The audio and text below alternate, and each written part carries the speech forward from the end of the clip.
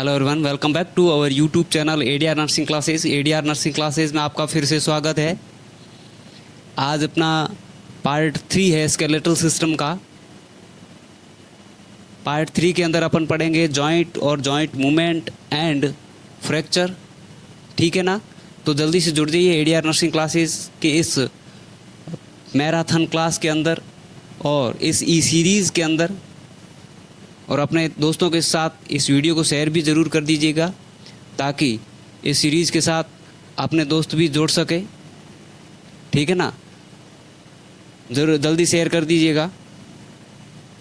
चलो अपन बिना किसी देरी की इस टॉपिक को स्टार्ट करते हैं। आज का अपन का टॉपिक रहेगा स्केलेटल सिस्टम में part 3 joint movement and fracture. क्या रहेगा? Joint movement and fracture. कल की क्लास में अपन ने अपेंडिकुलर स्केलेटल सिस्टम पढ़ा था। उससे पहले अपन ने पढ़ा था स्केलेटल सिस्टम होता क्या, और एक्सियल स्केलेटल सिस्टम पढ़ा था। उससे पहले अपन ने पढ़ा था टिश्यू, और उससे पहले पढ़ा था अपन ने सेल। ठीक है ना? और आज अपन पढ़ेंगे joint and movement and fracture. चलो बिना किसी देरी के अपन इस टॉपिक को स्टार्ट करते हैं। तो सबसे पहले पढ़ते हैं जॉइंट होता क्या चीज़ है, जॉइंट क्या होता है। ठीक है ना? जॉइंट होता है मतलब दो चीज़ें आपस में जुड़ती है ना, उसे बोलते हैं जॉइंट। क्या बोलते हैं उसे? जॉइंट। तो चलो, जॉइंट क्या है? आर्टिकुलेशन। क्या है? Articulation, a specialised physiological junction linking multiple skeletal element और cartilage permitting specific movement range. क्या चीज़ है कि एक स्पेशलाइज्ड फिजियोलॉजिकल जंक्शन, ये एक स्पेशल फिजियोलॉजिकल जंक्शन है linking with multiple skeletal element. Skeletal system के जो एलिमेंट है उनके द्वारा मल्टीपल स्केलेटल एलिमेंट और cartilage permitting specific movement range. और एक क्या है स्पेशल, जो स्केलेटल सिस्टम के कार्टिलेज और बोन, इनके द्वारा क्या एक जोड़ बनता है, और वो क्या है एक स्पेसिफिक मूवमेंट प्रदान करता है, एक अलो करता है कि इतना इस जॉइंट का इतना मूवमेंट होता है। वो जो जंक्शन है उसे क्या बोलते हैं? जॉइंट बोलते हैं। ठीक है ना? और ये क्या है? फंक्शनल क्लासिफिकेशन देखें तो जॉइंट क्या है? 3 प्रकार के होते हैं। कितने होते हैं? 3 प्रकार के होते हैं। साइनोआर्थ्रोसिस, जो एक बोले तो अचल, इसमें क्या है? मूवमेंट नहीं होता। और दूसरा है एम्फिआर्थ्रोसिस, इसमें क्या है? मूवमेंट होता है। ठीक है ना? ये क्या होता है? अर्धचल होता है, लिमिटेड मूवमेंट है। ठीक है? और दूसरा होता है डिआर्थ्रोसिस, ये क्या है? पूर्ण चल, मतलब इसमें फुल मूवमेंट होता है। जो आपका सनार्थ्रोसिस है, ये क्या है? एब्सोल्युटली स्टैटिक और प्रोवाइडेड मैक्सिमम मैकेनिकल प्रोटेक्शन। ये क्या है? एग्जाम्पल देखें तो स्कल स्विचर, ये क्या है? जो आपका अचल, मतलब जो फिक्स स्विच जॉइंट है, वो क्या प्रदान करते हैं? आपके हिलते डुलते कम हैं, बट वो क्या है? बॉडी के ऑर्गन्स को प्रोटेक्शन प्रदान करते हैं। जैसे आपके स्कल के स्विचर है, वो एक फिक्स्ड जॉइंट है। ठीक है ना? हालांकि जब बेबी डिलीवर होता है उस टाइम वो फिक्स नहीं होता, क्योंकि वो रिमॉडलिंग के टाइम काम आता है, और उस टाइम क्या है? बेबी की डिलीवरी आसानी से हो सके, इसलिए उनका रिमॉडलिंग होता है। बट वो धीरे धीरे फ्यूज़ हो जाते हैं और फिक्स हो जाते हैं। बाद में क्या है? वो आपके ब्रेन को एक सुरक्षा के रूप में कवर करते हैं, इसलिए ये क्या है? फिक्स होते हैं। जो आपके जो फिक्स जॉइंट है वो ज़्यादातर बॉडी के ऑर्गन्स को कवर करके रखते हैं, जैसे आपके थोरेकिक कैग हो गया। ठीक है ना? और एम्फोआर्थ्रोसिस मतलब हाईली लिमिटेड फ्लेक्सिबिलिटी और design to sustain intense body load. ये क्या है? इनमें क्या है? लिमिटेड फ्लेक्सिबिलिटी होती है। क्या है? लिमिटेड फ्लेक्सिबिलिटी होती है। और ये क्या करते हैं? आपके सस्टेन्ड इंटेंस बॉडी लोड, जो बॉडी का लोड है उसको मेंटेन करते हैं। ठीक है? डिआर्थ्रोसिस में क्या है? वाइड काइनेटिक स्कोप, इसमें क्या मूवमेंट है वो वाइड पाया जाता है। जैसे आपके बाकी के अदर, जैसे ये जॉइंट हो गया बॉन एंड सॉकेट, जो भी बॉन सॉकेट टाइप की जॉइंट हो गए, या फिर नी जॉइंट हो गया, शोल्डर जॉइंट हो गया, एल्बो जॉइंट हो गया, जो भी जॉइंट है इनमें क्या है, ये किस प्रकार के डिआर्थरोसिस प्रकार के जॉइंट है, जिसमें क्या है वाइड मूवमेंट पाया जाता है, काइनेटिक स्कोप पाया जाता है। और एक हमेशा चीज़ याद रखें, नोट करें, immobilisation pattern and therapeutic exercise directly depend on understanding this joint boundaries. जो जॉइंट की लिमिटेशन है, जब आप थेराप्यूटिक या इमोबिलाइजेशन या फिर आप क्या है जो एक्सरसाइज करवाते हैं या जो फिजियोथेरेपी करवाते हैं, क्या है फिजियोथेरेपी करवाते हैं या इमोबिलाइजेशन का कोई पैटर्न सुनते हैं, तो उसमें क्या है आपको ध्यान होना चाहिए किस मूवमेंट जो जॉइंट है किसका कहाँ तक मूवमेंट है, किस टाइप का मूवमेंट है, ठीक है ना। ऐसा नहीं हो कि हाथ या पाँव घूम तो आगे की साइड रहा है, आप उसको पीछे की साइड घुमा रहे हो, ठीक है ना। फिजियोथेरेपी करवाते हैं ना, कहाँ तक एक्सटेंड करना है, कहाँ तक एलिवेट करना है, ये चीज़ क्या है जो जॉइंट की लिमिटेशन है, बाउंड्रीज है, उस पर डिपेंड करता है, ठीक है ना। और एक पॉइंट और नोट करें, disease of movement boundaries are highly target in exam. जो आपके जॉइंट के बाउंड्रीज की डिजीज़ है वो आपके एग्ज़ाम में बहुत ज़्यादा पूछी जाती है। एम्फोआर्थरोसिस स्ट्रक्चरली कंसिस्ट ऑफ फाइब्रोकार्टिलेजियस और हाइलीन टिश्यू। जो आपके ये अपन आगे पढ़ेंगे, इसमें ये बोल रहा है कि जो एम्फोआर्थरोसिस है वो क्या है, एक डिजीज़ है एम्फोआर्थरोसिस, ठीक है। ये क्या है ये जॉइंट है, जॉइंट है, और इसमें क्या है फाइब्रोकार्टिलेज और हाइलीन जो टिश्यू है उससे मिलके बना होता है।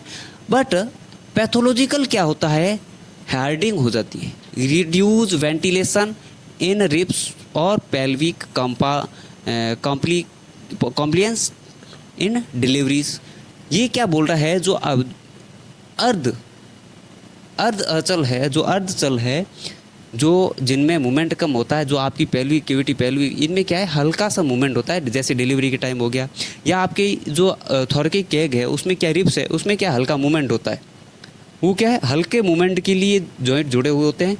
और वो किस प्रकार के एम्फिआर्थरोसिस टाइप के जॉइंट होते हैं। इनमें क्या है ये किस से बने होते हैं, फाइब्रोकार्टिलेज और हाइलीन टिश्यू के बने होते हैं। इनमें क्या है स्टेनोसिस हार्डनिंग आ जाती है, तो कि क्या है ये प्रॉपर मूवमेंट कर नहीं पाते हैं, और क्या करवाते हैं आपके रिब्स का प्रॉपर वेंटिलेशन नहीं हो पाता है, रिब्स में लंग्स जो है उसका पूरा फैलाव ही नहीं होगा, तो क्या है वेंटिलेशन प्रॉपर होगा ही नहीं, और आपकी जो पेल्विक कैविटी है उसका फैलाव नहीं होगा, तो बेबी डिलीवरी में भी कॉम्प्लिकेशन हो सकती है, ठीक है ना। ये चीज़ें नोट करें।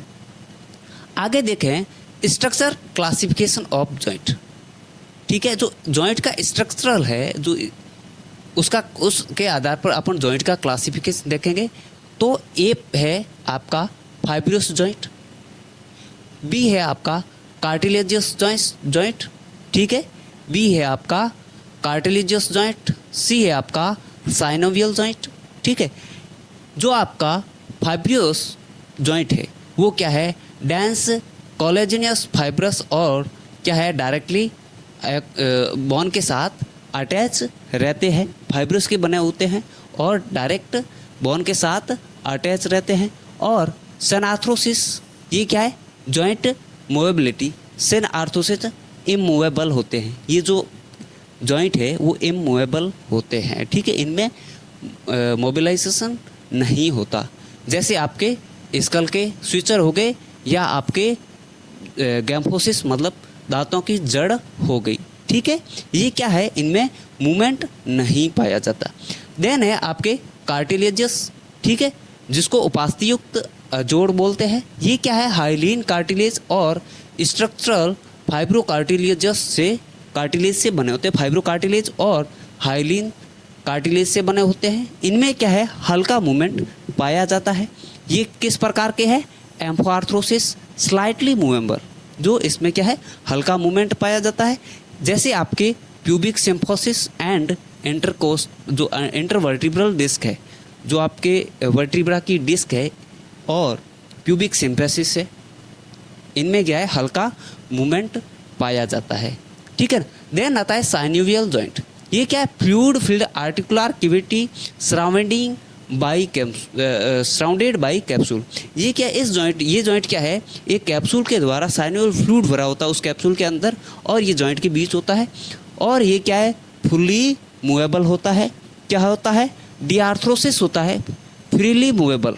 क्या है, डिआर्थरोसिस प्रकार का होता है और फुल्ली मूवेबल होता है, जैसे आपके shoulder, hip, knee and elbow joint, ये क्या है, फुल्ली मूवेबल होते हैं। ओके, ये था स्ट्रक्चर के आधार पर, ठीक है ना, आपके जॉइंट का टाइप। अब देखते हैं अपन फाइब्रस जॉइंट। कौन सा joint, fibrous joint. Fibrous joint क्या है, ये क्या है, आपके स्कल स्विचर हो गए, या देखते हैं skull sutures. Dense fibrosis connection exclusive to cranium, ठीक है ना, और synarthrosis static serve to protect the brain in, और neonate these are dynamic wide junction fontanelles बोलते हैं, जिसको हेल्पिंग टू चाइल्ड बर्थ। क्या है फाइब्रस जॉइंट, सबसे पहले स्कल स्विचर। ये किस प्रकार का फाइब्रस जॉइंट है, स्कल स्विचर क्या है, फाइब्रस जॉइंट है, जो एक स्टैटिक्स बोले तो फिक्स है, स्टैटिक प्रकार का जॉइंट है, फिक्स जॉइंट है। इनमें कोई मूवमेंट नहीं पाया जाता, और मूवमेंट पाया जाता है वो कब पाया जाता है, जब बेबी डिलीवर होता है, उस टाइम क्या है, रिमॉडलिंग का जो स्कल बोन है उनका क्या है, रिमॉडलिंग होती है, और क्या है, चाइल्ड के ब्रीथ होने में हेल्प करता है, ठीक है, इसलिए वो मूवमेंट पाया जाता है। बाद में क्या है, ये एक फिक्स फ्यूज हो जाते हैं, ठीक है ना, और बना देते हैं आपके स्कल स्विचर। सेकंड नंबर देखें आप, सिंडेस्मोसिस। ये क्या, bone link via thick interosseous ligament, example distal tibiofibular joint, और minimum height under mechanical stress provide heavy structural stability to distal leg. जो आपका लेग की बोन है, लेग की जो फिबुला है, क्या है, जो फिबुला है जो टीबिया से जुड़ती है, जहाँ जो जॉइंट बनता है वो है आपका किस प्रकार का, सिंडेमोसिस प्रकार का जॉइंट, फाइब्रस जॉइंट।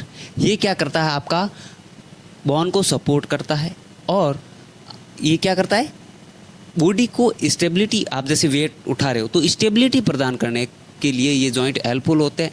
और ये क्या है, किस इंटरओशियस लिगामेंट, ठीक है, जैसे डिस्टल टिबियोफिबुलर जॉइंट, और ये क्या है, मैकेनिकल स्ट्रेस को मिनिमाइज करते हैं। क्या करते हैं, मिनिमली हाइल्ड अंडर आपके mechanical stress, provide heavy structural stability to distal leg.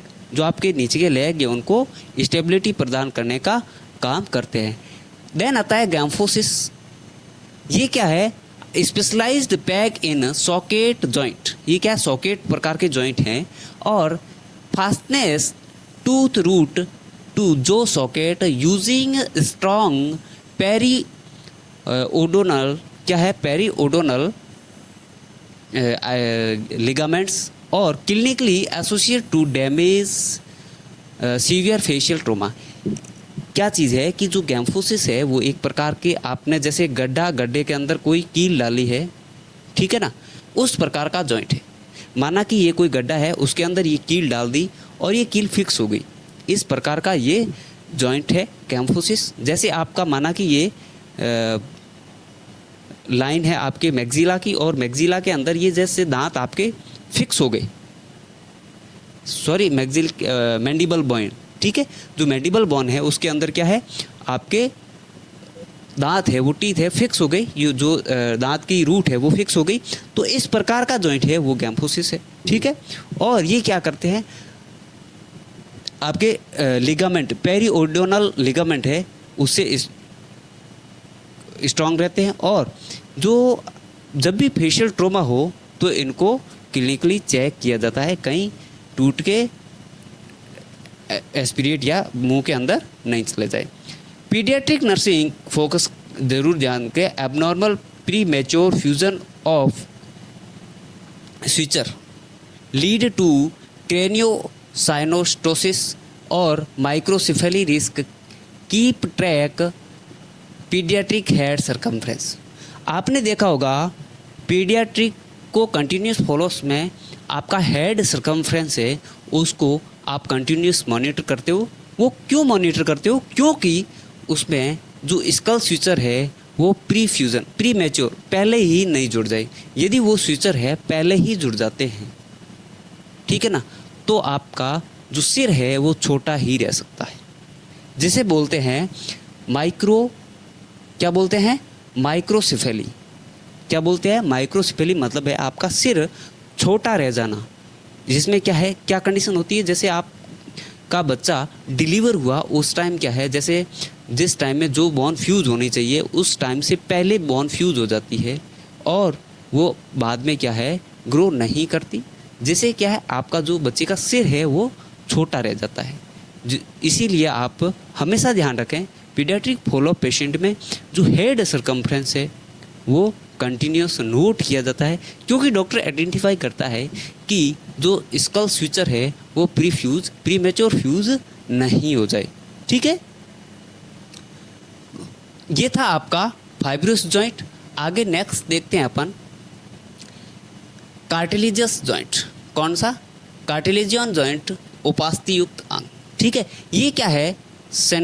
सेंक्रोनाइड्रोसिस उपास्थि primary cartilaginous connection where bone are held together by hyaline cartilage. कौन सा? Hyaline cartilage, mostly static immovable. ये भी क्या है? इमूवेबल प्रकार की है और स्टैटिक है, फिक्स है।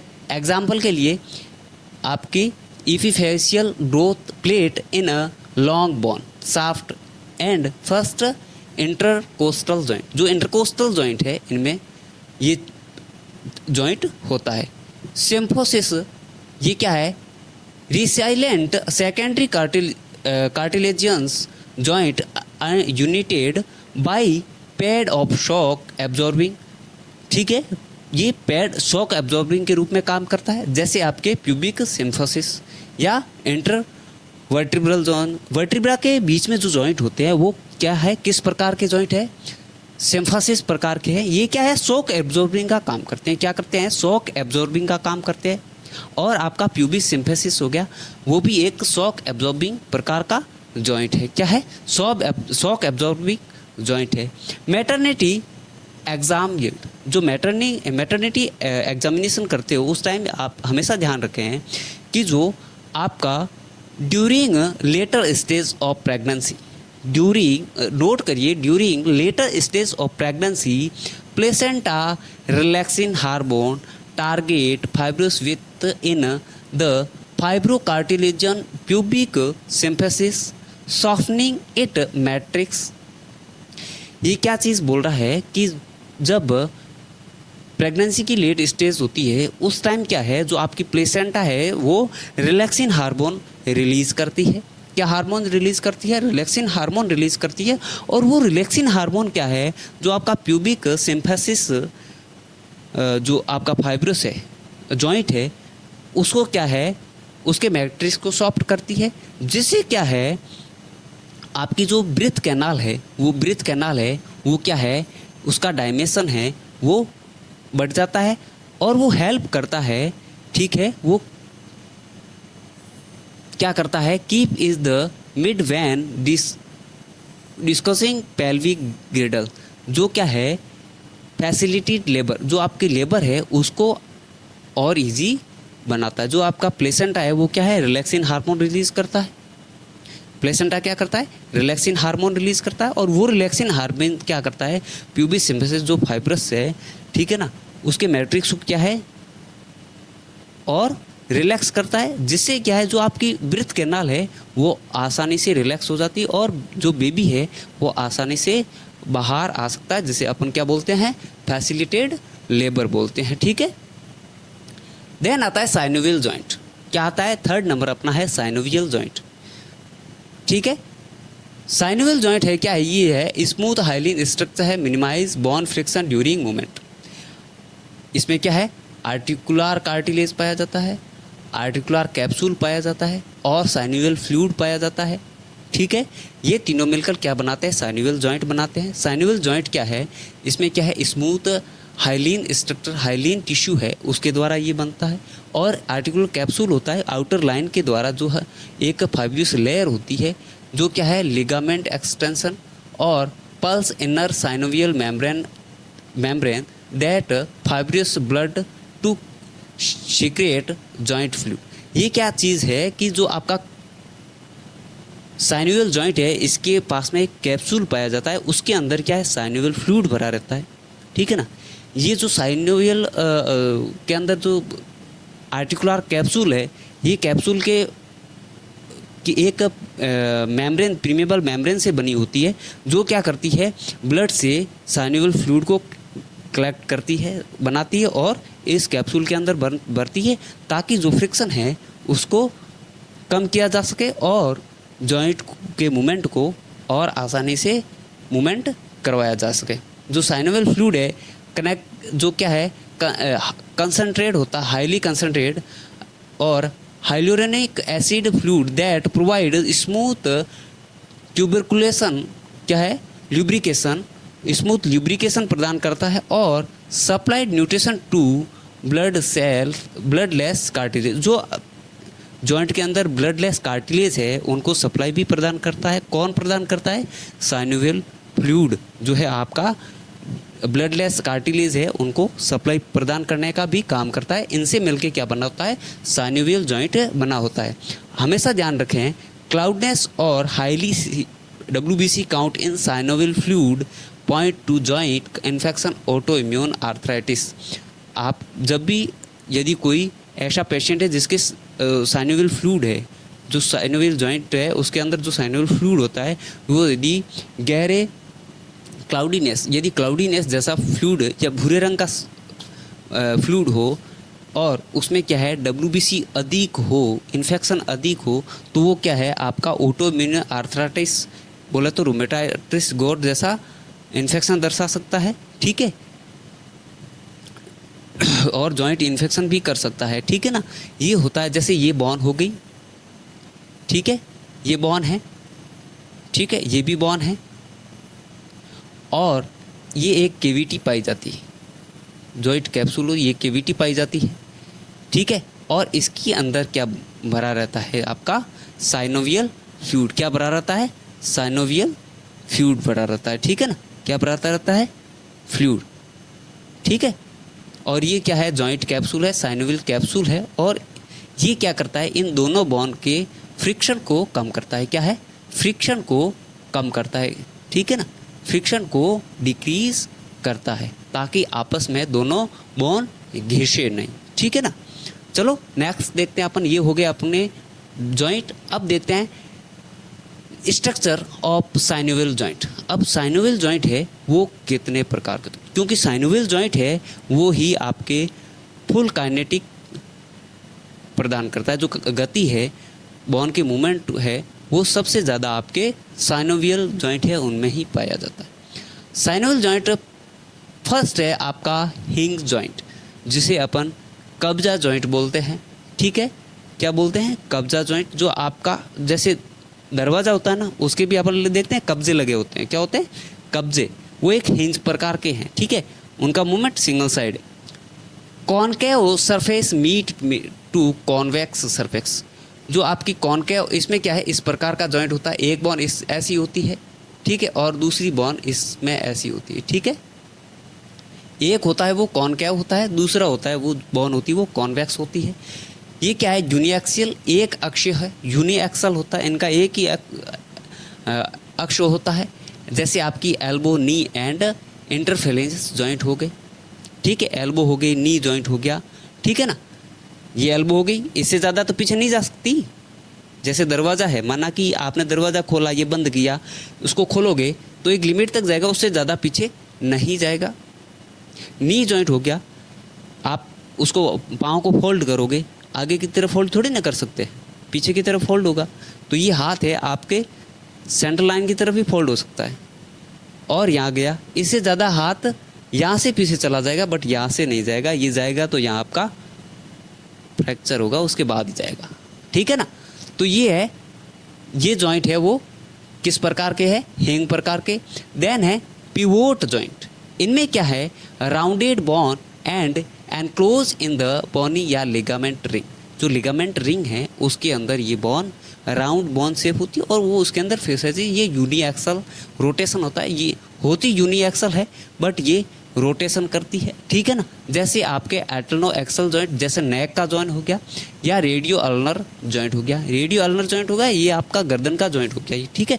ये इसमें क्या है, एक बोन तो फिक्स रहती है, क्या है, एक बोन तो फिक्स रहती है, और एक बोन है जो आपके रोटेशन करती रहती है, रोटेशन करती रहती है। तो आपके नेक के नीचे की बोन है, ठीक है ना, वो आपके जहाँ जॉइंट है वो फिक्स है, और एक बोन है वो आपके मूवमेंट करती है, जहाँ आप गर्दन इधर उधर आराम से घुमा सकते हो, रोटेशन कर सकते हो। देन आता है बॉल एंड सॉकेट जॉइंट। क्या है बॉल, इसमें क्या है, एक बोन है वो उसका एंड है वो बॉल प्रकार का होता है, और दूसरी बोन का सॉकेट होता है, ठीक है। तो उसके अंदर उस एक जो बोन है उसका नेक है वो बॉल प्रकार का होता है, वो उस सॉकेट में फिक्स हो जाता है, ठीक है ना। जैसे आपका ये क्या है, spherical head fit inside socket depression, ठीक है। ये क्या है, मल्टी एक्सल होता है और हाईएस्ट रेंज, मल्टी एक्सल होता है और हाईएस्ट रेंज, मतलब ये मूवमेंट की हाईएस्ट रेंज प्रदान करता है। जैसे आपके शोल्डर या हिप जॉइंट हो गया, हाईएस्ट मोबिलिटी, आपका शोल्डर है वो चारों दिशाओं में घूम सकता है। जैसे आप रोटेशन करते हो चारों दिशाओं में इसको रोटेशन करवा सकते हो। पाँव है, आप जैसे हिप जॉइंट से आप चार तरफ से भी रोटेशन करवा सकते हो, आगे पीछे इधर उधर किधर भी, ठीक है ना। जो ये आपके शोल्डर जॉइंट हो गया, हिप जॉइंट हो गया, इस जैसा मूवमेंट बॉडी में किसी भी जॉइंट में नहीं है, इसलिए ये हाईली मूवेबल जॉइंट है, ओके। देन आता है कैंटिलिवर्ड या सैडल प्रकार का, ठीक है ना। ये क्या है, Oval articular interface by concave saddle, ठीक है। और ये क्या है, बाई एक्सल होते हैं, दो अक्षीय होते हैं, सिंगल हो गया, ये दो हो गया, ठीक है। जैसे आपका व्रिस्ट जॉइंट हो गया, थंब हो गया, जो थंब का कार्पो मेटाकार्पल्स जॉइंट है वो हो गया। इसमें जैसे आपकी व्रिस्ट है, इसको इधर उधर या इधर उधर घुमा सकते हो, ठीक है ना। रोटेशन नहीं होगा, फुली रोटेशन नहीं है, पर दो अक्ष ज़रूर हैं, ठीक है ना। तो ये क्या है, बाई एक्सल है, दो अक्ष है, ठीक है। देन आता है ग्लीडिंग, ठीक है। ये क्या है, फ्लैट आर्टिकुलर प्लेट है, स्लाइडिंग प्लेट ईच अदर। ये क्या है, आपस में जुड़ती बोन जुड़ी हुई होती है, और क्या है, स्लाइड करके मूवमेंट करवाती है, ठीक है। छोटी छोटी बोन होती है और स्लाइड करके मूवमेंट को कंप्लीट करती है।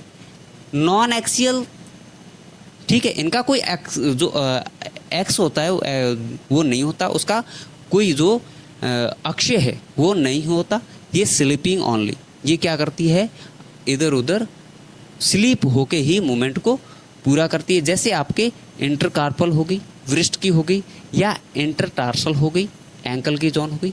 यहाँ जो इस जगह जो बोन पाई जाती है आपके, ठीक है, यहाँ जो बोन होती है वो मिलती है आपस में, और जो मूवमेंट करती है वो स्लीप होके करती है, एक दूसरे के आसपास स्लीप होती है और मूवमेंट को पूरा करती है। ये था आपका जो साइनोवियल है, साइनोवियल जॉइंट है, इसके प्रकार hinge, pivot, ball and socket, candle saddle and gliding, ठीक है। अब नेक्स्ट देखते हैं अपन रेंज ऑफ जॉइंट मूवमेंट, ठीक है। आगे अपन ने पढ़े जॉइंट, अब पढ़ते हैं जॉइंट का मूवमेंट, ठीक है। जॉइंट हो गए, जॉइंट के मूवमेंट पढ़ते हैं। अब जॉइंट का मूवमेंट है, सबसे पहले फ्लेक्शन एंड एक्सटेंशन देखते हैं। क्या है फ्लेक्शन एंड एक्सटेंशन?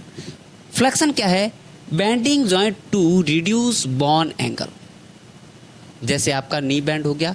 एक्सटेंशन क्या है, आप स्ट्रेसिंग जॉइंट इंक्रीजिंग एंगल, माना कि जो आपका ये जॉइंट है, इस फ्लेक्शन हो गया, इस जॉइंट को जहाँ तक घुमाओ वो अंदर तक घूम सके।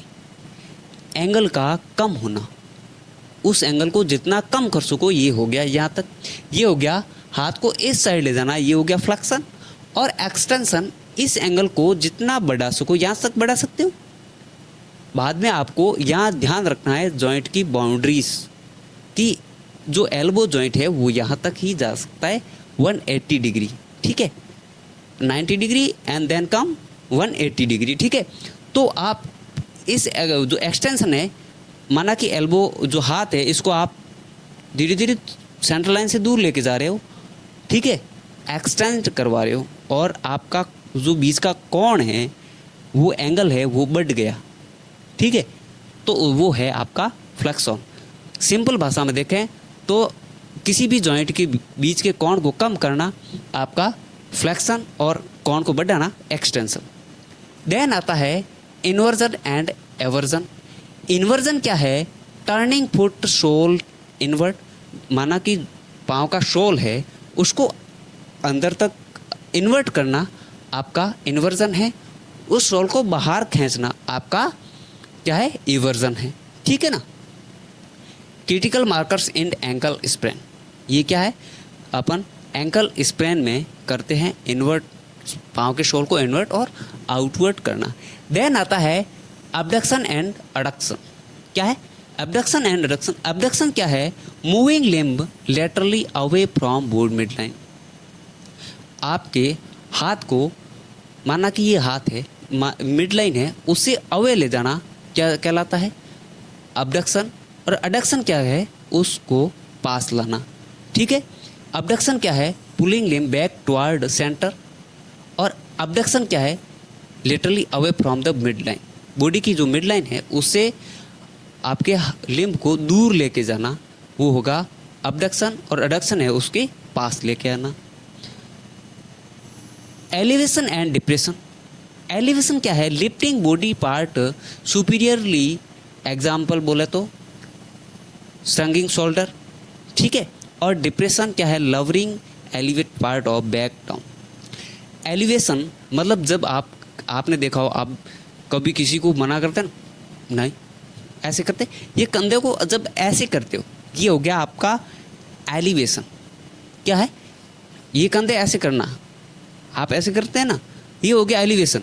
और ये हो गया, अब जैसे नीचे हो गए तो ये हो गया डिप्रेशन, ठीक है ना। Lover elevated part back down. जब एलिवेशन, ये डिप्रेशन, एलिवेशन डिप्रेशन। तो ध्यान रखिए, एलिवेशन मतलब आप जब बॉडी के ये जॉइंट है उनको अपर किया, एलिवेशन डिप्रेशन, ठीक है ना। अब देखते हैं स्पेशल मूवमेंट। स्पेशल मूवमेंट क्या है? सुपिनेशन एंड प्रोनेशन और सर्कमडेशन। ये क्या चीज़ है कि सुपिनेशन है वो क्या है? Palm facing upward. जब आप ये पाम को ऊपर करते हो, जैसे आपने सॉप पकड़ते हैं, ठीक है, ये पाम ऊपर हो गई तो ये हो गया सुपिनेशन। प्रोनेशन मतलब टर्निंग पाम डाउन, जैसे ये हथेली को ऐसे करने हो, ये सुपिनेशन। और प्रोनेशन। और ये हथेली को ऊपर कर रहे हो, ये हो गया आपका सुपिनेशन। प्रोनेशन सुपिनेशन, ये मूवमेंट है। प्रोनेशन सुपिनेशन, ये जो मूवमेंट हुआ ये सुपिनेशन, ये मूवमेंट हुआ वो प्रोनेशन। और सर्कमडेक्शन मतलब आप कोई भी जॉइंट का मूवमेंट करवा रहे हो 160 डिग्री में, ठीक है। देन आता है रेंज ऑफ मोशन वार्निंग। क्या है? ये तो आपने पढ़ लिए कि मूवमेंट कहाँ तक करवा सकते। अब मूवमेंट में वार्निंग ध्यान रखें, first hour extension and hyperextension beyond anatomical limit cause ligament tear, sprain और बोन डिस्प्लेसमेंट, ठीक है। क्या चीज़ है कि इन मूवमेंट को आप यदि परफेक्ट ध्यान रखोगे तो आप कभी जो लिगामेंट है उनके अंदर टियर नहीं दोगे, यदि इनका मोशन या जॉइंट का रोटेशन या उसका लिमिट बोन जो उसका जॉइंट की लिमिट बाउंड्रीज आपको पता नहीं है, तो आप उस पेशेंट को टीयर, लिगामेंटल टीयर दे सकते हैं या उसको फ्रैक्चर कर देंगे। यदि ओल्ड एज पेशेंट है और ओस्टियोपोरोसिस का पेशेंट है और उसमें आप गलत मूवमेंट आपने पेशेंट को दे दिया तो 101% उस पेशेंट के बोन के अंदर फ्रैक्चर हो जाएगा। तो हमेशा ध्यान रखें, बोन की जो जॉइंट है उसके बाउंड्रीज़ का ध्यान रखें और आप मूवमेंट्स का ध्यान रखें, किस जॉइंट का कहाँ तक मूवमेंट होता है, ये अपन को प्रॉपर ध्यान होना चाहिए ताकि अपन एक ऑर्थोपेडिक पेशेंट को अच्छे से केयर दे सकते हैं। अब आगे देखते हैं अपन क्लिनिकल जॉइंट असेसमेंट, जॉइंट का असेसमेंट, ठीक है, और की disorder. Assess the tenderness, heat, swelling, localized deformities and crepitus cracking felt during motion. Joint का असेसमेंट करना है, ये वो फ्रैक्चर हुआ या नहीं हुआ, फ्रैक्चर हुआ या नहीं हुआ, वो कैसे असेस करोगे? तो उसमें आपको असेस करना होता है वहाँ की टेंडरनेस, अदर पार्ट के बजाय वहाँ की स्किन नरम होगी, हीट देने वाली होगी, स्वेलिंग हो सकती है, लोकलाइज्ड डिफॉर्मिटीज़ हो सकती है, क्रेप्टस की आवाज़ आ सकती है, मूवमेंट के दौरान आपको घिसने की आवाज़ आएगी, क्रेप्टस की आवाज़ आएगी, ठीक है ना। और क्या है, सबसे पहले देखते हैं ओस्टियोआर्थराइटिस। क्या है? Age related wear and tear of cartilage. इसमें क्या है, एसिमेट्रिकल जॉइंट पेन होता है और rust evening and morning stiffness at least less than 30 minute. ये दो डिजीज़ है, osteoarthritis and rheumatic arthritis. Osteoarthritis and rheumatic arthritis ये एक पैथोलॉजिकल डिजीज़ है। ये क्या है? पैथोलॉजिकल डिजीज़ है। क्या चीज़ है? ये दोनों पैथोलॉजिकल डिजीज़ है। और इनमें क्या होता है, जो ओस्टियोआर्थराइटिस है इसमें क्या है, जो मॉर्निंग के टाइम है, मॉर्निंग के टाइम में क्या होगा, जो जॉइंट का है स्टिफनेस रहेगी, जॉइंट स्टिफनेस रहेगी और 30 मिनट से कम रहेगी। जो स्टिफनेस है वो 30 मिनट से कम रहेगी। और जो इवनिंग के टाइम है आपको टेंडरनेस या रस्ट इवनिंग इन फीलिंग होगी, ठीक है ना। टेंडरनेस, जॉइंट में टेंडरनेस आपको दिखेगी, ठीक है ना, महसूस होगी। वो क्या है, ओस्टियोआर्थराइटिस है, ठीक है ना। ये क्या है, ओल्ड एज में होने वाली बीमारी है। और रूमेटॉइड आर्थराइटिस ये क्या, ऑटोइम्यून डिजीज़ है, systematic autoimmune inflammation of synovial tissue. जो साइनोवियल टिश्यू है, साइनोवियल जॉइंट माना कि साइनोवियल कैप्सूल है, ठीक है ना, उसमें साइनोवियल टिश्यू है, वो उनमें क्या है, इन्फेक्शन हो जाता है। Symmetric involvement morning stiffness. ये क्या, सिमेट्रिकल इन्वॉल्वमेंट और मॉर्निंग स्टीमन एटलीस्ट 1 आवर। और हैंड डिफॉर्मिटीज़, इनमें क्या होता है, हाथों से काम नहीं होता और जो स्टीफनेस है वो 1 घंटे से भी अधिक रहेगी। बट जो आपका ओए है, जो ओस्टियो आर्थराइटिस है, उसमें क्या है, स्टीफनेस, जॉइंट की स्टीफनेस आधे घंटे से कम रहेगी। बट जो आपका रूमेटॉइड आर्थराइटिस है, इनको दोनों को डिफरेंट कैसे करोगे? जो इसमें स्टीफनेस है, एक में जो रूमेटॉइड आर्थराइटिस है उसमें आपके 1 घंटे से ज़्यादा स्टीफनेस रहेगी। बट जो आपका ओस्टियो आर्थराइटिस है, ओस्टियो आर्थराइटिस में आधे घंटे से कम आपके स्टीफनेस रहेगी। अब देखते हैं nursing diagnosis and clinical intervention. यदि आप एक डायग्नोसिस है इम्पेयर्ड फिजिकल मोबिलिटी, तो आप क्या करोगे, increase low impact exercise and physical therapy assist guide device. उस पेशेंट को क्या है, आप एक्सरसाइज करवाने के लिए प्रेरित करेंगे और आप पेशेंट को एक्सरसाइज करवाने में हेल्प करेंगे, फिजियोथेरेपी देंगे। Chronic pain related to joint injury, joint में इंजरी हुई तो उसको पेन होगा, तो आपको क्या है, NSAID देनी है, non steroid anti inflammatory drugs देनी है। और क्या करना है, हीट फॉर स्टिफनेस, स्टिफनेस होती है तो वहाँ आपको क्या देनी है, हीट स्पॉन्जिंग देनी, कोल्ड स्पॉन्जिंग कहाँ देनी है आपको? स्वेलिंग पे, जहाँ आप एक्यूट इन्फ्लामेशन स्वेलिंग है वहाँ आप आइस एप्लीकेशन दोगे। Fall risk related to instability, वो फ्रैक्चर हो गया तो आप क्या करोगे, उसका फॉल रिस्क असेसमेंट भी करोगे। Use Morse fall scale, Morse fall scale use करोगे। मोर्स फॉल स्केल क्या होती है? इसमें पेशेंट को क्या है, फॉल रिस्क असेसमेंट होता है, ठीक है ना। क्या है? फॉल रिस्क असेसमेंट होता है। इसमें 0 से 24 यदि स्कोर है, ठीक है, स्कोर यदि से 0 से 24 है तो आपका लो रिस्क में आ जाएगा, ठीक है। क्या आएगा? लो रिस्क में आ जाएगा। और 25 टू 44 यदि आपका स्कोर है तो वो क्या है, माइल्ड रिस्क में आ जाएगा, ठीक है। और 45 से अबो है, ठीक है, तो वो क्या है, हाई रिस्क में आ जाएगा। ये क्या है, फॉल रिस्क है, ठीक है ना। ये अपन एक अलग टॉपिक पूरा पढ़ेंगे जिसमें मोर्स फॉल स्केल पढ़ेंगे। ये आप उसमें नोट कर लीजिएगा कि ये स्कोर होता है, ठीक है ना।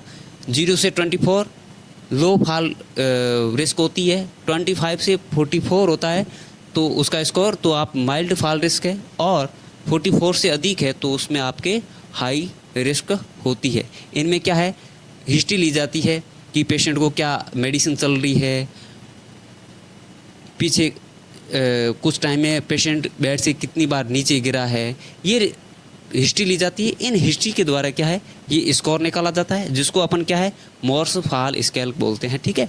एंश्योर क्लटर फ्री फ्लोर, आपको जब भी पेशेंट है, ऐसे पेशेंटों को क्या है, आप जो फ्लोर है वो स्लिपी नहीं होना चाहिए, ठीक है ना। ऐसा नहीं है स्लिपी हो पेशेंट गिर के और फ्रैक्चर किया। नॉन स्लिपी फुटवियर, और जो आप पाँव में फुटवियर पहना हो पेशेंट को या किसी पर्सन को जो इन डिजीज़ से ग्रसित है तो उनको स्लिपी फुटवियर पहनने से अवॉइड करवाना है, ठीक है ना। ये था आपका जॉइंट असेसमेंट। आप देखते हैं बोन फ्रैक्चर, ठीक है। आप देखते हैं बोन फ्रैक्चर।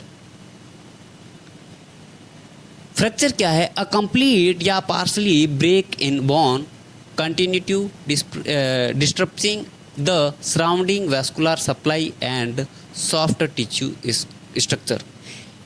फ्रैक्चर क्या चीज़ है, बोन का कंप्लीट या इनकम्प्लीटली टूटना और उसके आसपास के ब्लड सप्लाई या जो टिश्यू है उनका डिफेक्ट होना आपका फ्रैक्चर कहलाता है, ठीक है ना। फ्रैक्चर क्या है, दो प्रकार के होते हैं। एक तो होता है पैथोलॉजिकल और एक होता है फिजियोलॉजिकल, ठीक है। पैथोलॉजिकल क्या होगा, जैसे आपके पेशेंट को ओस्टियोपोरोसिस हो गया, ठीक है, ओस्टियोपोरोसिस हो गया। ओस्टियोपोरोसिस में क्या है, ओल्ड एज में प्रॉपर मिनरलाइजेशन नहीं हो पाता, बोन नहीं बन पाती है, ठीक है ना, कैल्शियम का डिपॉजिट नहीं हो पाता, डेंसिटी कम हो जाती है। तो उस टाइम यदि हल्की सी भी कोई फोर्स लगी, बोन टूट गई, तो वो होने वाला फ्रैक्चर है वो आपका पैथोलॉजिकल फ्रैक्चर होगा। और यदि कोई ट्रॉमा है एक्सीडेंट की वजह से या कहीं से गिरने से, ठीक है ना, आरटी के पेशेंट में जो फ्रैक्चर होता है वो ट्रोमेटिक फ्रैक्चर होता है, ठीक है ना। बट जो ओस्टियोपोरोसिस के या ओस्टियोमाइलिटिस के या फिर कैंसर किसी हड्डी को खा गया है, ठीक है ना, टीबी है किसी हड्डी को खा गई है, उसकी वजह से जो फ्रैक्चर होता है वो आपका होता है पैथोलॉजिकल फ्रैक्चर, ठीक है ना। Traumatic fracture cosily hide velocity impact fall and direct blow, direct चोट से जो भी आपके आरटी के पेशेंट है, ट्रोमा के पेशेंट है, उनमें जो फ्रैक्चर है वो ट्रोमेटिक फ्रैक्चर। और पैथोलॉजिकल क्या है, ओस्टियोपोरोसिस या ओस्टियोमाइलिटिस या कैंसर या टीबी की वजह से जो बोन की डेंसिटी कम हो गई है उसकी वजह से जो फ्रैक्चर होने वाले वो क्या है, आपके पैथोलॉजिकल फ्रैक्चर है, ठीक है। कौन से, pathological fracture. Pathology in intense pen, the periosteum thick outer bone layer contain rich sensory nerve fibers, muscle spasm trying to span the bone and together trigger pain, severe pain, ठीक है। ये क्या है, पैथोफिजियोलॉजी है। जो आप bone fracture होती है उस टाइम सबसे ज़्यादा दर्द होता है। वो दर्द किस कारण, जो पेरियोस्टियम है, बोन की आउटर लेयर है पेरियोस्टियम, वो क्या है सबसे ज़्यादा नर्व को और ब्लड सप्लाई को लेके चलती है। उसकी वजह से क्या है, बोन उसमें डिफॉर्मिटी आई, वो टूटी, तो वो क्या है कंप्रेस करेगी नर्व को और ब्लड सप्लाई को। उसके वजह से क्या होता है, पेशेंट को, फ्रैक्चर के पेशेंट को सीवियर दर्द होता है। ठीक है, और ध्यान रखें, immediate bone splinting is essential not just for comfort but to prevent sharp displacement bone end from tearing surrounding nerve and arteries. Never attempt reduction at the trauma sense. Always immobilize the limb in the position it was found. क्या चीज़ है, note करिए हमेशा, कभी भी emergency में patient, माना कि कोई आरटी का पेशेंट है, उसका पाँव जिस स्थिति में फ्रैक्चर मिले उस स्थिति में आपको इमोबिलाइज करना है, उस पाँव को इमोबिलाइज करना है। ऐसा नहीं है कि वहीं आप ट्रक्शन देके उसको जोड़ रहे हो या उसको और मोबिलाइज कर रहे हो, ऐसा नहीं करना है। जिस स्थिति में जैसा फ्रैक्चर मिले उसको ऑपरेशन से पहले उसको पूर्णतः आपको इमोबिलाइज करना है। क्या करना है, इमोबिलाइज, मोबिलाइज नहीं करना है, इमोबिलाइज करना है। ठीक है, ऐसा नहीं हो कि वहाँ ट्रक्शन दे रहे हो या पाँव को इधर उधर घुमा रहे हो। और हमेशा ध्यान रखें, आरटीए का पेशेंट जब भी हो, आपको उस पेशेंट को कभी भी बिठाना नहीं होता है। ऐसा नहीं जहाँ आपको गिरा हुआ मिला आपने उठा दिया, नहीं होता है उठाना। यदि पेशेंट है वो गिरा है, आरटीए का पेशेंट है, आपको तो नहीं पता वो कहाँ का फ्रैक्चर हुआ। यदि उसकी रीढ़ की हड्डी में फ्रैक्चर हो गया, आपने उसको उठा दिया, तो उसके कनेक्शन तो सारे कट गए ना, कनेक्शन तो कट गए उसके सारे। हो सकता है वो नीचे से पैरालिसिस हो गया। यदि उसको नहीं उठाते, आप सीधा स्ट्रक्चर ले आते, उसमें सीधा पेशेंट को स्ट्रक्चर पे लेटाते। जैसी पोजीशन में मिला है पेशेंट को, वैसी पोजीशन में आपको हॉस्पिटलाइज करना होता है, जहाँ तक आपको मेडिकल इंटरवेंशन नहीं मिल जाए। ठीक है ना। तो नर्सिंग की प्रायोरिटी होती है कि ऑपरेशन से पहले पेशेंट को फ्रैक्चर को जिस पोजीशन में होता है उस पोजीशन में मोबिलाइज नहीं करना है, इमोबिलाइज ही रखना है। ठीक है ना। तो ये हमेशा ध्यान रखें। अब देखते हैं complex physiological stage of bone healing. Bone fracture होने के बाद कैसे हील होती है, कैसे हील होती है। सबसे पहले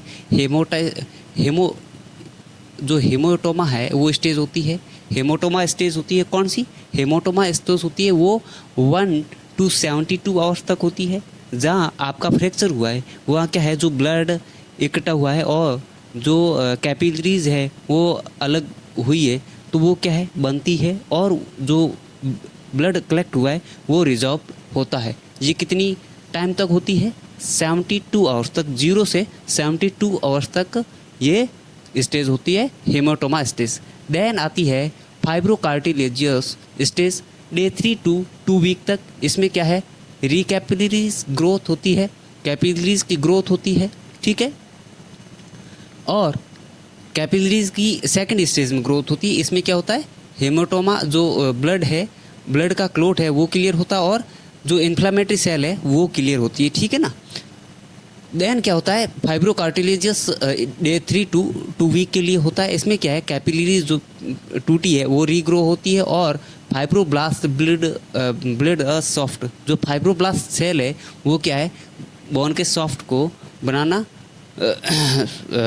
स्टार्ट करती है, और फ्लेक्सिबल कार्टिलेज फोल्ड बनाना स्टार्ट करती है। देन क्या है, बोनी कैप जो कैलस है वो बनता है वीक 3 to 6 मंथ तक। इसमें क्या है, सॉफ्ट जो कार्टिलेज फाइब्रोब्लास्ट सेल ने जो आपको आपके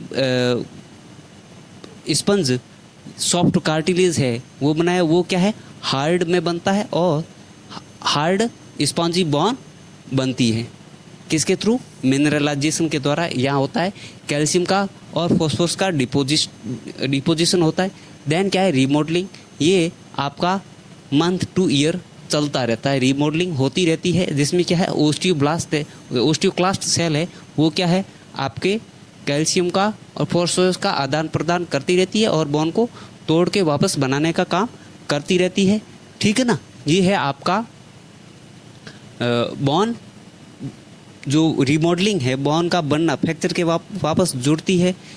ठीक है, जुड़ने के बाद कैसे रीमॉडलिंग होती है, ये इन 4-5 स्टेज में होती है। और premature weight bearing bone disturb the delicate fabric cartilaginous cellus stage leading the bone malunion और नॉन मेलिनियन। क्या चीज़ है ये स्टेज है ना, यदि प्रीमेच्योर वेट जो बोन है, ठीक है ना, माना कि फ्रैक्चर होगी, वो क्या है या तो जल्दी जुड़ गई या जुड़ना बंद हो गई। माना कि ये एक प्रकार का फ्रैक्चर है, ठीक है, जल्दी जुड़ गई मतलब जैसी उसका अलाइनमेंट सही था ही नहीं और बोन जुड़ गई। ठीक है, तो ये हो गया आपका मेलोनियन। ठीक है, और फ्रैक्चर हुआ और ये आपस में जुड़ना ही बंद हो गई, जुड़ी ही नहीं। ठीक है, तो ये हो गया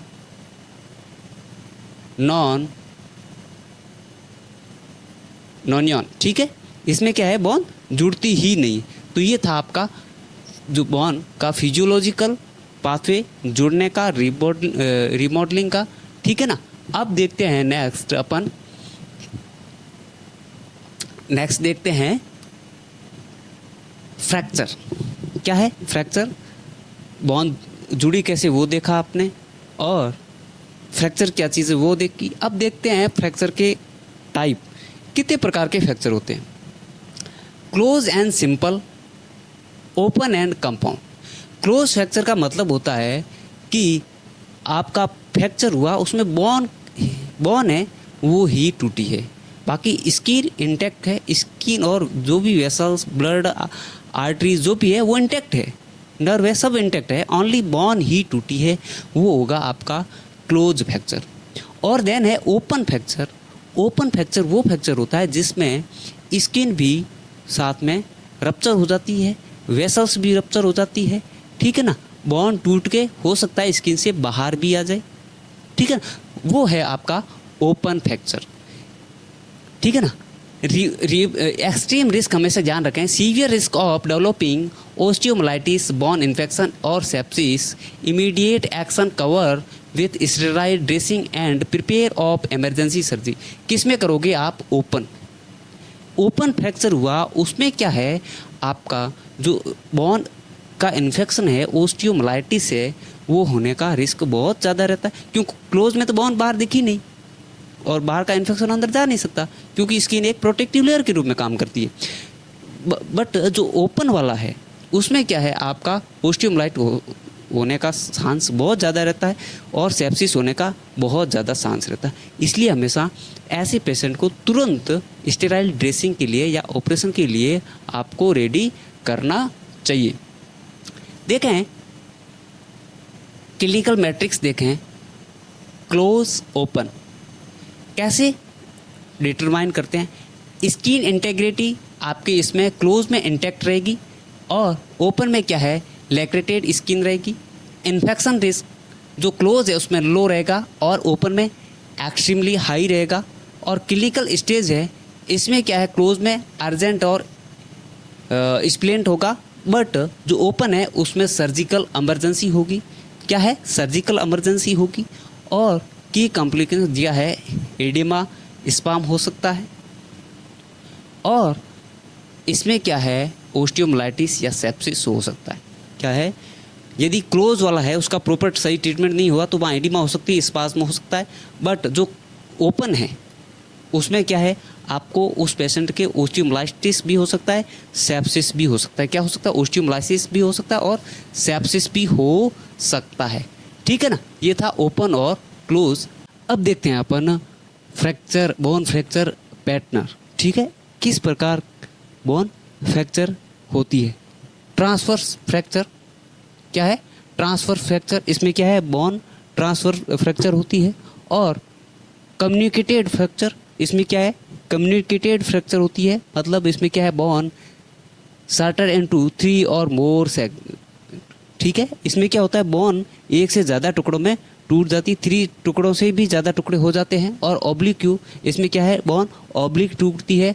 ग्रीन स्टिक, इसमें क्या है, आप जैसे कोई हरी लकड़ी लोगे, उसको जैसे तोड़ने की कोशिश करोगे, कैसी प्रॉपर पूरी तो टूटती नहीं, सूखी लकड़ी की जैसे तो टूटती नहीं है, कैसे वो मुड़ जाती है पर अपने आप में अलग नहीं होती, वैसे ये ग्रीन स्टिक है, ये सबसे ज़्यादा कॉमन बच्चों में देखने को मिलती है।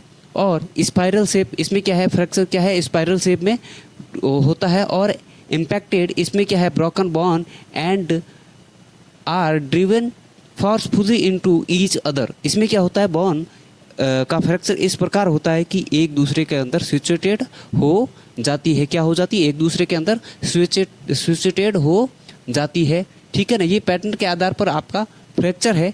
अब देखते हैं अपन fracture manifestation and neurovascular check. Fracture manifestation, primary manifestation क्या है, instant severe pain, localised swelling. ठीक है, सीवियर पेन होगा और जहाँ फ्रैक्चर हुआ है वहाँ क्या होगी, स्वेलिंग होगी। स्किन ब्रीचिंग हो सकती है और ओवियस स्ट्रक्चरल डिफॉर्मिटी हो सकती है और शॉर्टनिंग ऑफ लिम्ब और क्या है, क्रैप्टक्स की आवाज़ आ सकती है। और जहाँ फ्रैक्चर हुआ है वो हाथ पांव छोटा दिख सकता है।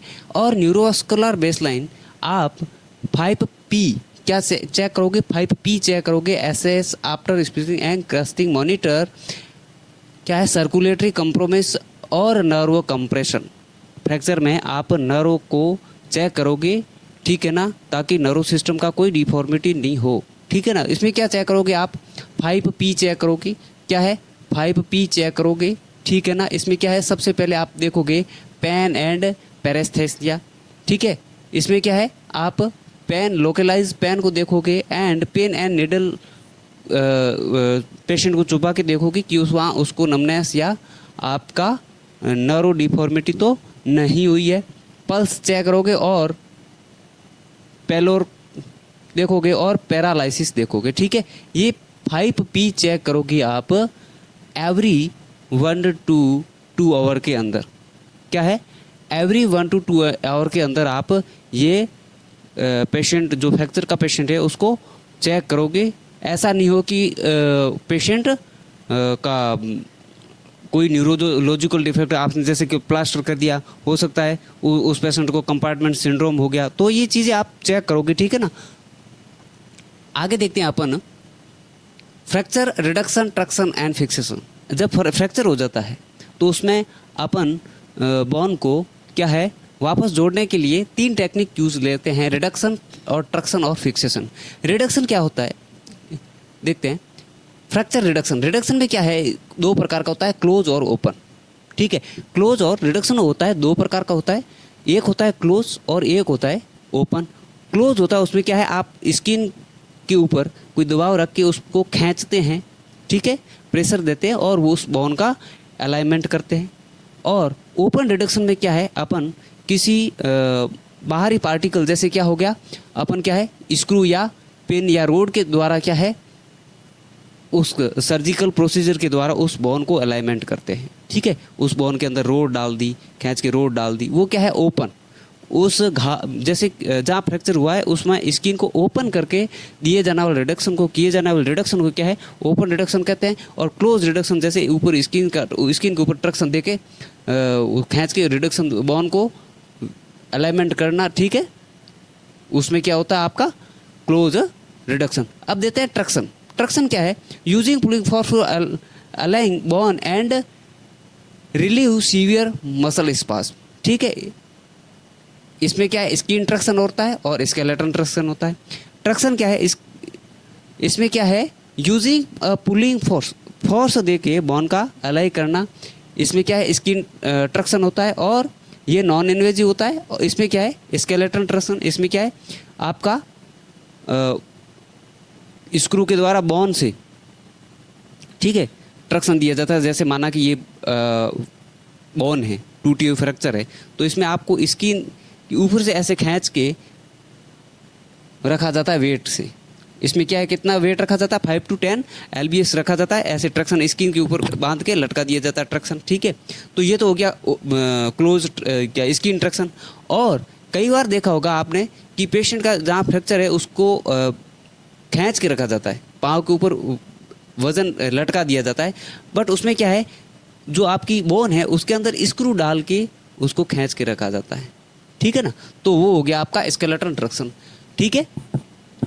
देखें, नर्सिंग केयर और सेफ्टी रूल्स ध्यान रखें। कास्ट केयर हमेशा क्या है, monitor hot spot, local heat inducing infection, ठीक है, indicating infection, elevate the limb and teach to patient never to stick object inside the cast, ठीक है। ये कास्ट की केयर है, ठीक है। कास्ट की केयर करें, जो जहाँ आपने प्लास्टर लगाया उसकी केयर ज़रूर करें, ठीक है। और ट्रक्शन में क्या है, एंश्योर फ्रीली चेक रोप और freely never remove lift weight without physician order. आप जो ट्रक्शन देते हो उसमें क्या है, वेट तब तक नहीं हटाना जब तक आपको डॉक्टर कह नहीं दे। और पिनसाइड केयर, ठीक है। इसमें क्या है, आपका जैसे स्केलेटन ट्रक्शन दे रखा है तो उसमें जहाँ पिन लगी उसकी केयर ज़रूर करनी है, वहाँ स्टेराइल टेक्निक से उसको क्लीन करना है, ठीक है। किसे करोगे आप, क्लोरहेक्सिडिन से, ठीक है। क्लोरहेक्सिडिन से क्या है, उसको क्लीन करोगे ताकि जो ओस्टियोमाइलाइटिस है वो होने से बच सके, बोन का इन्फेक्शन नहीं हो। यदि उस पेन का केयर नहीं की तो आपके ओस्टियोमाइलाइटिस हो सकता है। अब देखते हैं अपन nursing diagnosis and care plans for fracture, ठीक है। इसमें एक्यूट पेन को आपको मैनेजमेंट करना होता है और इम्पेयर्ड फिजिकल मोबिलिटी को मैनेज करना होता है और रिस्क ऑफ इन्फेक्टिव परफ्यूजन, ठीक है, इन्फेक्टिव परफ्यूजन इनको मेंटेन करना होता है, ठीक है। एक्यूट पेन, बोन टूटती है तो पेन तो होता है, इसका मैनेजमेंट करना होता है, ठीक है ना।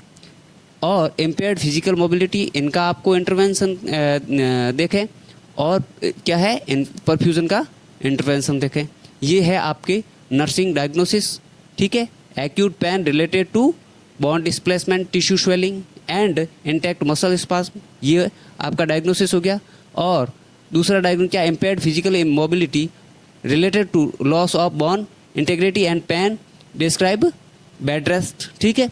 रिस्क फॉर इन्फेक्टिव परफ्यूजन क्या है, oedema related to oedema, pressure from tight cast and dressing. ये चीज़ें आपको नर्सिंग केयर के अंदर नोट करनी है और आप जब भी नर्सिंग केयर प्लान बनाएं तो भी ये आपकी चीज़ें काम आती है। इसमें क्या, आपको परफ्यूजन को चेक करने के लिए आप कैपिलरी रिफिल टाइम को चेक करोगे, क्या करोगे, कैपिलरी रिफिल टाइम को चेक करोगे, क्या करोगे, कैपिलरी रिफिल टाइम को, वो आपकी कितनी होनी चाहिए, लेस देन 3 सेकेंड होनी चाहिए, ठीक है। और एवरी 2 आवर के अंदर आप ये 5P चेक करोगे, जिसमें क्या है 5P चेक करोगे, ठीक है ना। नेक्स्ट देखते हैं अपन critical fracture complication and management. Fracture के कॉम्प्लिकेशन क्या हो सकते हैं और उनका मैनेजमेंट क्या हो सकता है। कॉम्प्लिकेशन क्या हो सकता है, कंपार्टमेंट सिंड्रोम हो सकता है, फैट एम्बोलिज्म हो सकता है, DVT हो सकता है, डीप वेन थ्रोम्बोसिस हो सकता है, क्या हो सकता है, डीप वेन थ्रोम्बोसिस हो सकता है। कंपार्टमेंट सिंड्रोम क्या है, आप pathology and emergency red flag देख लेते हैं, फिर देखें इमीडिएट नर्सिंग इंटरवेंशन, ठीक है ना। कंपार्टमेंट सिंड्रोम के उसमें क्या है, swelling inside muscle compartment block, local blood flow, severe underlying pain that is unrelievable by pain medicine. इसमें क्या है, पेन मेडिसिन दोगे फिर भी पेन कम नहीं होगा, बट इसमें क्या है, जो आपका आपने कास्ट लगाया उसमें क्या है, यदि कास्ट टाइट हो गया तो उसमें क्या है, लोकल जो ब्लड फ्लो है वो रुक जाएगा, ब्लड फ्लो होगा नहीं तो वो जहाँ वो उस कंप्रेशन के द्वारा जो सिंड्रोम उत्पन्न हुआ उसको कंपार्टमेंट सिंड्रोम बोलते हैं। इसमें क्या करना होता है, keep limb at heart level, do not elevate, ठीक है, cut loose cast and dressing, contact physician for emergency, fasciotomy, ठीक है, फेजियोटॉमी। इसमें क्या है, फेजियोटॉमी में क्या है, इमरजेंसी आपकी सर्जरी की जाती है और जहाँ आपका कंपार्टमेंट सिंड्रोम हुआ वहाँ कट लगाया जाता है और ब्लड फ्लो को लूज किया जाता है। इसमें क्या करना होता है, आपको जहाँ अफेक्टेड वो जो लेग है या हाथ है उसको हार्ट लेवल से ऊपर नहीं रखना होता है, ठीक है ना, ये चीज़ें ध्यान रखनी होती है। देन देखिए फैट एम्बोलिज्म। फैट एम्बोलिज्म क्या होता है, जो जहाँ fat glow from leg bone marrow, ठीक है, फीमर, यदि फीमर का फ्रैक्चर हुआ है तो वहाँ आपके जो टिश्यू है वो क्या है, ब्लड सर्कुलेशन के द्वारा लंग्स साइड चले जाते हैं, ठीक है, और क्या है, ब्लड सर्कुलेशन में चले जाते हैं, migrate to lungs and cause shortness of breath. Lungs के अंदर चले गए तो आपको क्या है, ब्रीथिंग डिफिकल्टी हो सकती है, शॉर्टनेस ऑफ ब्रीथ हो सकती है, और चेस्ट टीचे हो सकते हैं, और पेशेंट कन्फ्यूजन हो सकता है। इसमें आपको इंटरवेंशन क्या करना है, आपको हाई फ्लो ऑक्सीजन देनी है, पेशेंट को स्टेबलाइज करना है, और फ्रैक्चर इमीडिएटली क्या करना है, आपको फिजिशियन को कांटेक्ट करना है, ठीक है, फिजिशियन को कांटेक्ट करना है। देन क्या है, डीवीटी, इसमें क्या है, blood cast from due to immobility cause calf tenderness swelling warmth and redness. इसमें क्या है, डीवीटी हो जाती है, डी वेन थ्रोम्बोसिस हो जाता है, ठीक है ना। और इसमें आपको क्या करना होता है, द सीक्वेंशियल कंप्रेशन डिवाइस, ठीक है, आपको जैसे मसाजर आते हैं सीक्वेंशियल, उसमें कंप्रेशन चलते रहते हैं, ठीक है ना। कई पेशेंट देखा होगा आपने, बेड शोर भी नहीं होने देते, वैसे वो एयर आती है, एयर के डिवाइस आते हैं ताकि उसमें सीक्वेंशियल एयर पंपिंग होती रहती है, ताकि वहाँ डीवीटी नहीं हो, ठीक है। इनफ एंक्रोच मोबिलाइजेशन एंड इसमें क्या होता है, आपको मरीज़ को एनक्रोच करना होता है कि जब आप जरूरत हो तब आपको घूमना चाहिए। स्टेबलाइज ऐसा नहीं है कि फ्रैक्चर हो गया 2-3 साल वही पड़ा ही है, नहीं, उसको मोबिलाइज करना चाहिए, ठीक है, अकॉर्डिंग टू फिजिशियन। और क्या है, प्रोफाइलेटिक लो मोलिकुलर, आपको क्या है, LMWH देना है, ठीक है। यदि जरूरत हो तो डीवीटी हो गई हो या डीवीटी को प्रिवेंट करना है तो आपको लो मोलिकुलर हेपेरिन देना होता है, ठीक है, LMWH देना है। और उसमें आपको ध्यान क्या रखना है, पेशेंट को कहीं हेमरोइड तो नहीं है, ठीक है ना, ये चीज़ें आपको ध्यान रखनी होती है। अब नेक्स्ट देखते हैं अपन MCQs, ठीक है ना, ये अपना था स्केलेटल का जॉइंट मूवमेंट एंड फ्रैक्चर, ठीक है। अब इनके रिलेटेड अपन MCQ देखते हैं। चलो बिना किसी देरी के अपन इस MCQ को रीड करना स्टार्ट करते हैं। मैंने यहाँ डायरेक्ट आपको आंसर दे रखा है ताकि आप अपने नोटबुक में डायरेक्ट नोट कर सको, ठीक है। संडे के दिन अपन एक MCQ सीरीज चलाएंगे जिसमें अपन प्रॉपर तरीके से MCQs को देखेंगे, ठीक है। आपको टाइम दिया जाएगा, आप आंसर बताओगे, फिर अपन आंसर नोट करेंगे। तो सबसे पहला क्वेश्चन है, which structural type of joint is completely movable. कौन सा जॉइंट है, जो किस प्रकार का जॉइंट है वो कम्प्लीटली मूवेबल होता है, तो कौन सा है, सिनार्थ्रोसिस होता है। फाइब्रस जॉइंट इमूवेबल, ठीक है, मूवमेंट नहीं, इमूवेबल होता है, मूवेबल नहीं, सॉरी, इमूवेबल, ठीक है। तो आपका फाइब्रस जॉइंट होता है, जैसे आपके स्कल के स्विचर हो गए, ठीक है ना, तो ये क्या टोटली इमूवेबल होते हैं। तो क्वेश्चन क्या बोल रहा है, which structural type of joint is completely immovable, जिसमें कोई मूवमेंट नहीं पाया जाता, तो आपके स्कल के स्विचर हो गए, ये क्या है, कम्प्लीटली इमूवेबल है, ठीक है ना। What type of synovial joint is the shoulder joint, क्या है, बॉल एंड सॉकेट जॉइंट, ठीक है। शोल्डर जॉइंट का जो साइनोवियल जॉइंट है वो किस प्रकार का है, बॉल एंड सॉकेट जॉइंट है। ये जो आपकी बोन है वो बॉल की प्रकार की, और ऊपर शोल्डर की साइड क्या है, सॉकेट बन रखा है। Which joint permit movement only in single plate, क्या है, हिंज जॉइंट। हिंज जॉइंट क्या है, वो सिंगल प्लेट की तरफ मूवमेंट है, आपके डोर के हिंज की तरफ, ठीक है ना। कौन से हो गए, नी हो गया, एल्बो हो गया। The movement of a limb away from the body mid line is, क्या बोला जाता है, एबडक्शन। मिड लाइन की तरफ लाते हो तो वो क्या होता है, एडक्शन, और दूर ले जा रहे हो तो अबडक्शन होता है। देन देखते हैं 5th नंबर का क्वेश्चन, द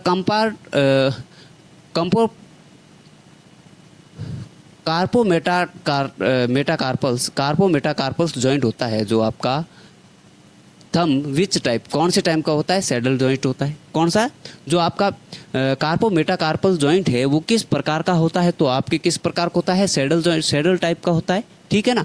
और which membranes secrete lubrication synovial fluid, कौन सी साइनोवियल मेम्ब्रेन होती है जो आपका जो कैप्सूल बनाती है वो क्या आपके साइनोवियल फ्लूइड को सीक्रेट करती है ब्लड से सप्लाई लेके। First stage of bone healing is known as क्या है, हेमाटोमा फॉर्मेशन। हेमाटोमा फॉर्मेशन होता है। Fracture with a high risk of osteomyelitis is क्या है, ओपन या कंपाउंड फ्रैक्चर हो सकता है। नेक्स्ट नंबर 9 नंबर क्वेश्चन देखते हैं अपन, क्या बोल रहा है, incomplete fracture highly common in children. कौन सा है, ग्रीन स्टिक फ्रैक्चर, जो सबसे ज़्यादा क्या है बच्चों में होने वाला फ्रैक्चर कौन सा है, greenstick. First priority check in fracture assessment, क्या देखोगे, न्यूरोवास्कुलर असेसमेंट देखोगे जिसमें 5P है, ठीक है ना। What is the primary red flag of compartment syndrome. Compartment syndrome में रेड फ्लैग कौन सा, severe pain underline under relieved by pain medication. आप पेन की दवाई दोगे फिर भी उसका दर्द कम नहीं होगा, तो वो क्या है, रेड फ्लैग है कंपार्टमेंट सिंड्रोम का, ठीक है। Which fracture is most associate with fat embolism, क्या होगा, long bone fracture. Which fracture is most associate with fat embolism. Fat embolism है वो किस बोन के साथ, किस प्रकार की बोन के साथ, किस प्रकार के फ्रैक्चर के साथ या कौन सी बोन फ्रैक्चर के साथ सबसे कॉमन देखा जाता है, तो फीमर फ्रैक्चर होती है, क्योंकि यहाँ आपके जो टिश्यू का पेड़ है वो सबसे ज़्यादा होता है, वहाँ टिश्यू क्या है आसानी से ब्लड के थ्रू लंग्स की साइड जा सकते हैं। What is back traction medically classified as, skin traction. Buck traction कौन सा है, स्किन ट्रक्शन, ठीक है। How should you position in limb compartment syndrome, क्या है, at heart level, do not elevate. Heart level तक ही आपको कंपार्टमेंट सिंड्रोम से बचने के लिए क्या है, आप पोजीशन कौन से रखोगे, एट हार्ट लेवल या हार्ट लेवल तक ही रखोगे, उससे ज़्यादा एलिवेट नहीं करना है। Surgical procedure to relieve compartment syndrome कौन सा, क्या है, इमरजेंसी फिजियोटॉमी। इमरजेंसी फिजियोटॉमी, इसमें क्या है, ऑर्गन्स को बताने के लिए किया जाता है, ठीक है। इसमें डायरेक्ट स्किन पे कट लगाया जाता है और प्रेशराइज जो ब्लड सप्लाई है उनको रिलीव किया जाता है, ठीक है ना। Classical sign of fat embolism syndrome on the chest is कौन सा है, पैटिची रेड रेस हो जाते हैं आपके छाती पे, ठीक है ना। ये आपका क्लासिकल फैट एम्बोलिज्म का सिंड्रोम है, साइन है, ठीक है ना। नेक्स्ट देखते हैं, साउंड ऑफ द बोन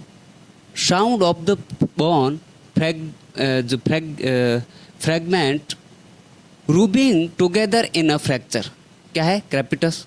जो आपकी बोन फ्रैक्चर के दौरान जो आवाज़ आती है उसको मूवमेंट कराओ तो कौन सी, जो क्रेपिटस किया है उसकी आवाज़ आती है, ठीक है ना। What does the orthopedic acronym, क्या है, orthopaedic acronym ORFI, open reduction, ठीक है, ओपन रिडक्शन स्टैंड फॉर, क्या है, ओपन रिडक्शन इंटरनल फिक्सेशन, क्या है, open reduction internal fixation stand of, क्या, ORFI, open reduction internal fixation, ठीक है। ओपन रिडक्शन किया जाता है और इंटरनल फिक्सेशन किया जाता है। Hormone that softness pelvic joint during pregnancy, क्या है, रिलैक्सिन हार्मोन होता है। एंड ऑफ प्रेगनेंसी क्या है, जो आपका पेल्विक कैविटी से क्या है, रिलैक्सिन हार्मोन का जो प्लेसेंटा है वो क्या है, रिलैक्सिन हार्मोन को रिलीज करती है, वो क्या है आपका जो पेल्विक पेड है उसको सॉफ्ट कर देता है, जिससे क्या है ब्रीथ कैनाल है वो आराम से ओपन होती है और बच्चे को एक सुविधा मिलती है आसानी से ब्रीथ होने में। Severe infection of the bone is medically known as, कौन सा है, ओस्टियोमाइलाइटिस, क्या होगा, ओस्टियोमाइलाइटिस, ठीक है। Which cell break down resorb excess bone during healing, osteoclast, ठीक है, ओस्टियोक्लास्ट, कौन सी सेल करती है, osteoclast. First nursing action for an open wound over a fracture, क्या है, cover the sterile saline dressing और इमोबिलाइज, क्या करोगे, उसको कवर, ओपन फ्रैक्चर हो गया तो क्या करोगे, उस कवर स्टेराइल ड्रेसिंग द्वारा उस घाव को कवर करोगे और क्या है उस फ्रैक्चर को इमोबिलाइज करना है, ठीक है ना। A fracture where bone shattered into 3 और मोर, क्या है, बोन टूटी है और 3-4 पीस से भी अधिक में तो क्या होगा, कम्युनिकेटेड फ्रैक्चर होगा, कौन सा, कम्युनिकेटेड फ्रैक्चर होगा। A primary clinical sign of deep vein thrombosis, deep vein thrombosis का प्राइमरी क्या साइन है? United calf swelling and localised warmness. ठीक है, क्या है? जो काफ स्वेलिंग है वह यूनिलेटरल काफ स्वेलिंग होगी, और क्या होगा, वहाँ लोकलाइज्ड वहाँ की स्किन है वो आपको गर्म महसूस होगी। ये क्या है? डीवीटी का साइन है। ठीक है, प्राइमरी साइन है डीवीटी के। ठीक है ना। अब नेक्स्ट देखते हैं अपन इस सेशन में क्या पढ़ा आपने? जॉइंट पढ़ा, जॉइंट की मूवमेंट पढ़े, और फ्रैक्चर पढ़ा, फ्रैक्चर के टाइप पढ़े, और बोन हीलिंग कैसे होती है वो पढ़ा। देन अपने एमसीक्यू को देखा। तो आज के टॉपिक में अपने स्केलेटल सिस्टम को पूरा किया। 3 सेशन थे स्केलेटल सिस्टम के। ठीक है ना। तो इसी के साथ अपने स्केलेटल सिस्टम को पूरा किया है। अब बात है कि इस वीडियो को शेयर ज़रूर कर दें, क्योंकि जहाँ तक इस वीडियो को बनाने में मेरी मेहनत लगती है उसके हिसाब से व्यू बहुत कम है। ठीक है ना। मैंने ये सीरीज़ इसलिए स्टार्ट की थी क्योंकि जो मैंने एक वीडियो बनाया था कि मैं एक सीरीज़ स्टार्ट करने जा रहा हूँ, उस पर आपके व्यू बहुत ज़्यादा आए थे, आपका प्यार उसमें बहुत ज़्यादा मिला था। करीबन 1400 सब्सक्राइबर हो गए थे उसी वीडियो के माध्यम से, और वो लोग आप इस वीडियो को देख ही नहीं रहे, तो फिर सब्सक्राइब करने का कोई सेंस नहीं रहता। ठीक है ना। तो आई होप आप इन वीडियो को प्रॉपर देखोगे। ठीक है ना। मैं भी कोशिश करता हूँ कि आपको 100% अच्छे से अच्छे कंटेंट देने की। ठीक है ना। तो आई होप आप वीडियो को ज़रूर देखोगे, शेयर ज़रूर करोगे, लाइक ज़रूर करोगे। Thank you for watching. मिलते हैं अपन एक नेक्स्ट क्लास में।